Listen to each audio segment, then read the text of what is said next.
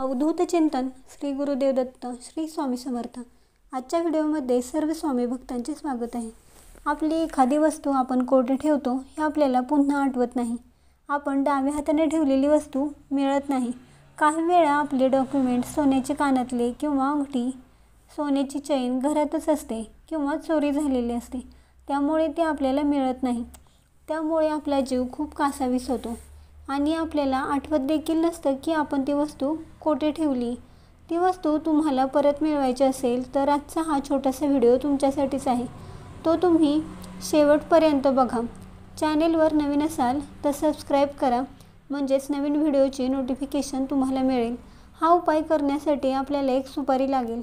सुपारी नवीन घ्या किंवा घरात चांगली साबूत असेल तर ती घ्या, मधून तुटलेली घेऊ नका। सुपारी आपल्या घरातील गणपती बाप्पाच्या समोर ठेवा। सुपारीला हळदी कुंकू व्हा आणि बाप्पांना विनंती करा,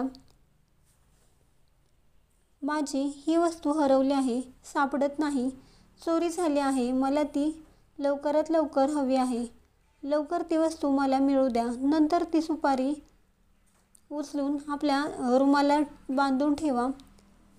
रुमालात बांधून आपल्याजवळ ठेवा। तुम्ही मुलगी असाल किंवा स्त्री असाल तर आपल्या ओढणीत किंवा साडीच्या पदराला ती सुपारी बांधून ठेवावी। हा उपाय तुम्ही नक्की करून बघा। खूप प्रभावी असा उपाय आहे आणि याचा खूप लोकांना अनुभव आलेला आहे। तुम्हाला वस्तू नक्की मिळेल। जर ती वस्तू चोरी झाली असेल तर त्याचा तपास नक्की लागेल।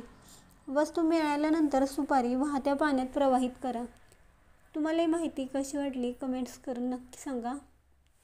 व्हिडिओ आवडला असेल तर लाईक, शेअर आणि सबस्क्राईब नक्की करा।